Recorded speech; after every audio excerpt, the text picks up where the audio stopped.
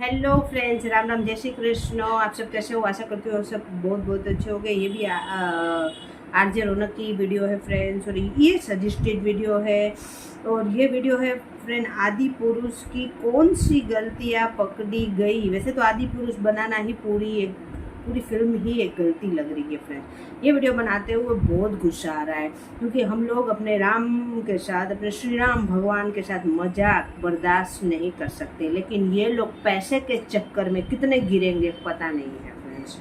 तो आइए पहले देख लेते हैं वीडियो, उसके बाद हम बात करेंगे। आपको मेरा रिएक्शन अच्छा लगे तो वीडियो को लाइक और चैनल को सब्सक्राइब जरूर करना।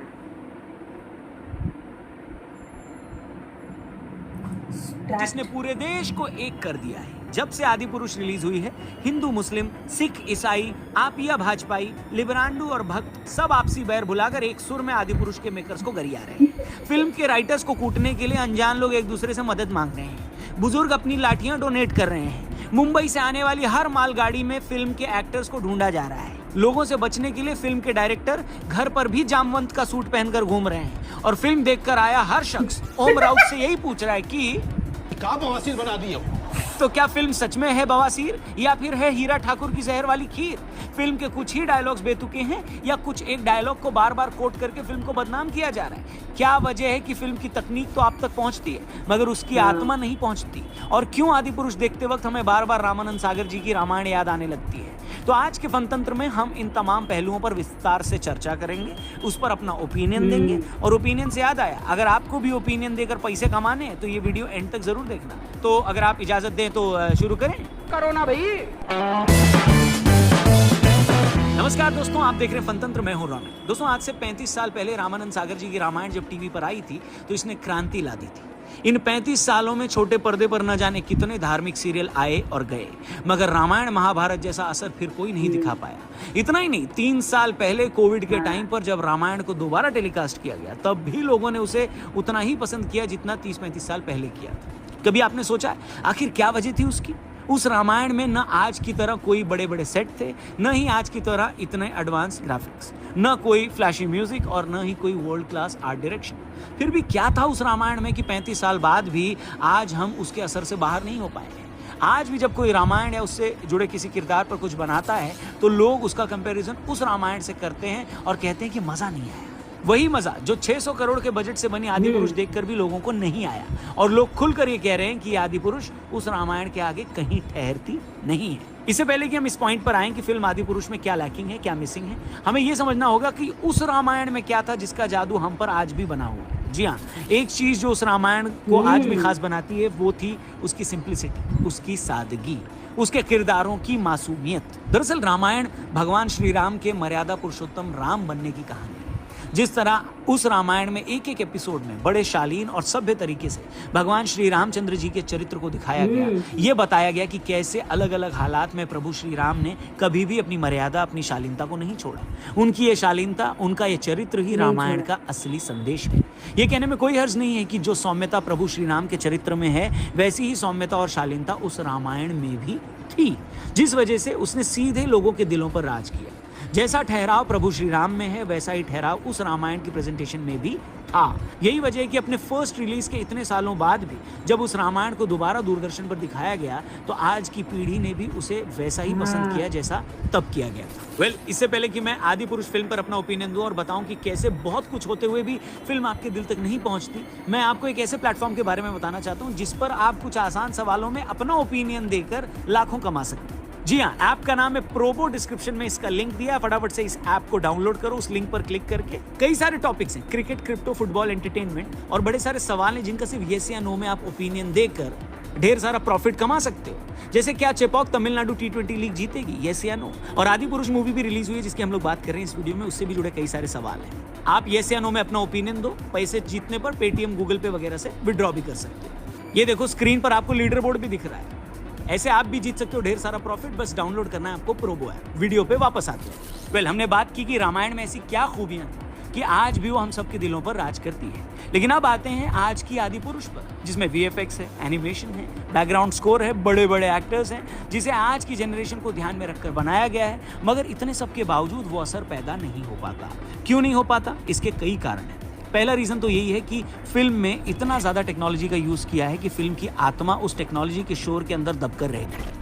अगर लोग भगवान श्री राम के चरित्र पर कोई मूवी देख रहे हैं, भले ही वो राम के पराक्रमी रूप पर ही क्यों ना हो, जैसा कि फिल्म के मेकर्स कहते हैं कि हमने इसमें भगवान राम को योद्धा यानी वॉरियर के रूप में दिखाया, ये सारी बातें ठीक है, मगर उस दिखाने की कोशिश में फिल्म अपने एनिमेशन, अपने ग्राफिक्स, अपने बनावटी सेट्स, आज के हिसाब से बनाए गए कैरेक्टर्स में इतनी ज़्यादा नकली हो गई है कि एक लेवल पर आप भूल जाते हैं कि आप भगवान श्री राम पर बनी कोई फिल्म देख रहे हैं। मुझे लगता है कि टेक्नोलॉजी का इस्तेमाल कंटेंट को ऊपर उठाने के लिए होना चाहिए, लेकिन यही टेक्नोलॉजी अगर कंटेंट पर भारी पड़ जाए तो टेक्नोलॉजी की हार है, और यही आदि पुरुष के साथ भी हुआ। अच्छा, इसमें आपने आज के हिसाब से रावण बना दिया, उसे स्पाइक्स वाला हेयर कट दे दिया, मगर उस हेयर कट में वो रावण कम और हार्दिक पांड्या का दूर का कजिन ज्यादा लग रहा है। मॉडर्न रावण दिखाने का मतलब ये थोड़ी ना होता है कि आप उसके 5 सिर नीचे और 5 सिर ऊपर दिखा दो। मतलब मॉडर्न डे का ये कौन सा गरीब रावण है जिसको रहने के लिए इतना बड़ा प्लॉट नहीं मिल रहा है जिससे उसके 10 सिर एक सीध में आ जाए। मतलब आप उसके 5 सर को ग्राउंड फ्लोर पे दिखा रहे हो और बाकी के 5 फर्स्ट फ्लोर पे। मतलब आज के मिडिल क्लास लोगों की तरह रावण के सिर भी, एक तरफ रावण को इतना गरीब दिखाया है कि वो पूरी लंका भी सोने की अफोर्ड नहीं कर पाता। काले रंग की उसकी लंका में बीच बीच में गोल्ड पॉलिश दिखती है, लेकिन जब भी लंका का लॉन्ग शॉट दिखाया गया तो ऐसा लगता है वो लंका नहीं है, न्यूयॉर्क का लॉन्ग शॉट है, यानी पूरी की पूरी न्यूयॉर्क की स्काईलाइन से मैच कर रही है। आप मॉडर्न डे रामायण बनाना चाहते हो, बेशक बनाओ, कैरेक्टर्स को थोड़ा बहुत मोल्ड भी करो, मगर इसका मतलब ये थोड़ी ना है कि तुम वानर सेना के बंदर को मेरे 4 साल के बेटे के सॉफ्ट टॉय वाले बंदरों जैसा बना दो। इस तरह तो तुम वानर सेना के बंदरों को खाली टाइम में मोबाइल पर पबजी खेलता भी दिखा देते, क्या फर्क पड़ता। और रही बात फिल्म के डायलॉग्स की, तो उस पर क्या ही कहूं। उसके लिए तो राइटर साहब की पहले से ही इतनी आरती उतारी जा चुकी है कि अब मैं क्या अलग से धूप बत्ती जलाऊं। मगर ये सच है कि तेरी जलेगी, और अगर तेरे बाप की ये टाइप के डायलॉग्स की भाषा कम से कम रामायण जैसे एपिक के साथ तो सूट नहीं करती। अगर ऐसा है तो तुम इन कैरेक्टर्स को इंग्लिश में बात करवा दो, फिर तो वानर सेना के बंदर भी आपस में एक दूसरे से व्हाट्सअप ब्रो ये बोलकर हालचाल जान लेते। और एक और पॉइंट जिस पर मेरे को लगता है कि फिल्म ने सबसे ज्यादा डिसअपॉइंट किया है वो है इसके क्लाइमैक्स का 20-25 मिनट का एक्शन, जिस पर डिटेल में बात करनी बड़ी जरूरी है। मुझे लगता है कि ये 20-25 मिनट ही फिल्म का सबसे बड़ा लेट डाउन है। पहली बात तो ये है कि आखिर के इन 25 मिनट के क्लाइमैक्स में थ्रू आउट स्क्रीन पे अंधेरा छाया हुआ है। ऐसा लग रहा है कि रावण की हरकतों से नाराज होकर विद्युत विभाग ने पूरे लंका की बिजली काट रखी है और डीजल खत्म होने की वजह से जनरेटर भी नहीं चल रहा। इस अंधेरे की वजह से एक्शन सीक्वेंस में कोई क्लैरिटी नहीं दिखती, आपको मजा भी नहीं आता, आंखों पर जोर डालना पड़ता है। दूसरी बात, ओम राउत बार बार कह रहे हैं कि हमने इस मूवी के जरिए भगवान राम के योद्धा के रूप में यानी वॉरियर राम को दिखाया है। मैं कहता हूं कि बेशक दिखाइए, कोई दिक्कत नहीं है, मगर दिक्कत यह है कि अगर आप सच में इस मूवी के जरिए भगवान श्री राम को वॉरियर रूप में दिखा रहे हैं तो एक्शन भी तो उस लेवल का दिखाइए। जैसा मैंने कहा, भगवान राम की वानर सेना जो फाइनल असॉल्ट लंका पर करती है, उस एक्शन सीक्वेंस में कहीं कोई इमेजिनेशन नहीं है, एक्शन सीन्स में कोई इनोवेशन नहीं है, कहीं कोई टेंस मूवमेंट नहीं है, कहीं आपकी दिल की धड़कनें नहीं बढ़ती है। ऐसा लगता है कि माइंडलेस तरीके से स्क्रीन पर कुछ उठापटक हो रही है। आप लोगों को बाहुबली तो याद है ना, उसका क्लाइमैक्स याद है, क्या शानदार एक्शन था वो, कितना इनोवेशन था उसमें, कितने अलग अलग तरीके से प्रभास यानी बाहुबली के कैरेक्टर पर हमले होते हैं, कैसे वो बार बार बचता है, उसके हर एक सीन में नयापन था, आपको देखकर मजा आता है। और यही किसी भी एक्शन मूवी की मेन बात है। पहला काम है उस सीन को इनोवेटिव तरीके से विजुलाइज करना, फिर आता है वीएफएक्स के थ्रू उस विजुलाइजेशन को स्क्रीन पर उतारना, मगर आदि पुरुष में ऐसा कोई एफर्ट नहीं दिखता। तो एज ए व्यूअर आप चीटेड फील करते हो, आपको लगता है कि फिल्म में भगवान श्री राम के मर्यादा पुरुषोत्तम रूप को वैसे ही ज्यादा एस्टैब्लिश नहीं किया गया है, और वॉरियर राम को मैं अप्रिशिएट करूं या उसे देखकर थ्रिल फील करूं, ऐसा भी कुछ स्क्रीन पर नहीं आया। तो फिर मूवी का टेक अवे क्या हुआ?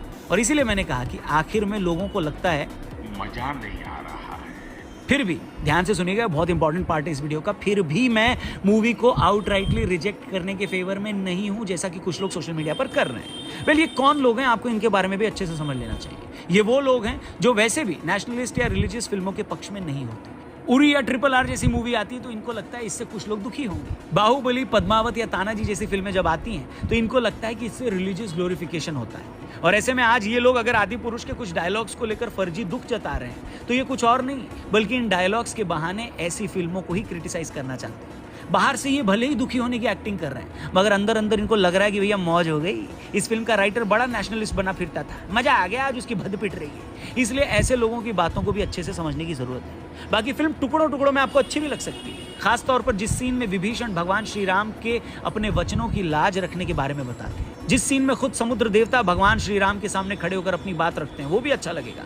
जब भगवान श्री राम अपनी सेना के साथ समुद्र पर बने पुल पर चलकर लंका जाते हैं, वो भी कमाल का है। और बजरंग बली का अपनी जलती पूंछ से पूरी लंका में आग लगा देने वाला सीन भी कमाल है। मगर मुझे मूवी में इंटरवल के बाद के 10 मिनट बड़े अच्छे लगे जब स्क्रीन पर कुछ नहीं आ रहा था, और क्लाइमेक्स के बाद वाला सीन भी बड़ा अच्छा था जब स्क्रीन पर दी एंड लिखा हुआ है। मजाक था भाई, मजाक।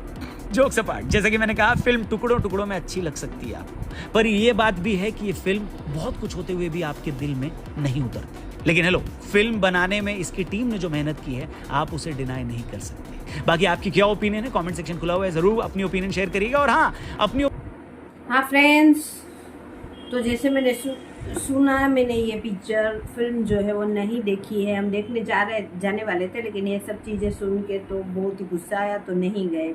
तो आरजे रौनक के पॉइंट ऑफ व्यू से देखें तो फिल्म टुकड़े टुकड़े में अच्छी है, लेकिन वैसे पूरी 600 करोड़ लगाने के बाद अगर ऐसी फिल्म निकलती है तो फिर क्या बोले इसको। और इसके जो राइटर है वो अपनी गलती तो मानने के लिए तैयार ही नहीं है फ्रेंड्स। वो बोल रहे हैं कि हम लोगों ने रामायण बनाई है और हम लोगों ने रामायण नहीं बनाई है। अगर आप लोगों ने रामायण नहीं बनाई है तो फिर हनुमान जी को क्यों लिया, आपने रावण को क्यों लिया, मतलब नाम रखा ये। और एक तरफ से तो ये लोग ये कहते हैं कि रामायण नहीं बनाई है, एक तरफ से ये भी कहते हैं कि थोड़ा सा जो भगवान का युद्ध हुआ था वो उसका पार्ट पे पूरी फिल्म बनी है। लेकिन चलो जो भी है, लेकिन जो डायलॉग जिसमें हम लोग सुन रहे हैं वो एकदम टपोरी छाप डायलॉग, ये हमारे भगवान पे सूट नहीं करते। हमारे भगवान मर्यादा पुरुषोत्तम राम कहलाते हैं और उनके साथ मर्यादा जुड़ी है फ्रेंड्स। तो उनकी मर्यादा से कोई मजाक या खिलवाड़ हम लोग बर्दाश्त नहीं कर सकते। हनुमान जी ऐसे थोड़ी डायलॉग बोलेंगे, मतलब ये तो टपोरी से भी 2 लेवल आगे जो डायलॉग्स है। और आपने इनके जो डायलॉग के जो लेखक है वो बोल रहे हैं कि हम लोगों ने इसमें ह्यूमर क्रिएट किया है। ह्यूमर हमको नहीं चाहिए, हमारे भगवान को लेके ह्यूमर, अरे ह्यूमर लेना है तो दूसरी फिल्म बनाओ। रामायण के साथ ह्यूमर हमको नहीं चाहिए। वो बहुत एक सीरियस टॉपिक है, हमारी आस्था के साथ जुड़ा है और इस पे हमको कोई मजाक नहीं चाहिए। इसके चक्कर में हम अपनी आस्था के साथ मजाक नहीं बर्दाश्त कर सकते फ्रेंड्स। तो और भी इस फिल्म में तो सही माने तो मेरे को तो रावण भी अच्छा नहीं लगा, मतलब उनकी जो लुक भी चेंज की है वो भी अच्छी नहीं लगी। लेकिन एक जो बात थी वो पॉइंट नोट करने वाली बात है, जो मतलब बहुत लोग चाहते थे कि ये फिल्म पिटे और ये फिल्म पिट गई है। तो मतलब उनके डायरेक्टर जो नेशनल बात घूमे फिरे, मतलब थोड़े क्या बोले, इस हिसाब की फिल्म पे थोड़ा ज़्यादा लगाव रखते हैं। तो लोग चाहते थे कि ये फिल्म कामयाब नहीं हो और वही चीज़ हुई है। तो ये मतलब एक उनका एजेंडा भी काफ़ी लोगों का था। ऑल ओवर अगर देखेंगे तो डायलॉग इसके नहीं अच्छे लगे। मेरा पॉइंट ऑफ व्यू पूछेगा तो मेरे को उनका लुक भी बिल्कुल नहीं अच्छा लगा। और जो पहले की रामायण थी फ्रेंड्स, वो जैसे आरजे रौनक ने बोला वैसे ही मैं फील करती हूँ। वो सिंपल हमारे भगवान थे।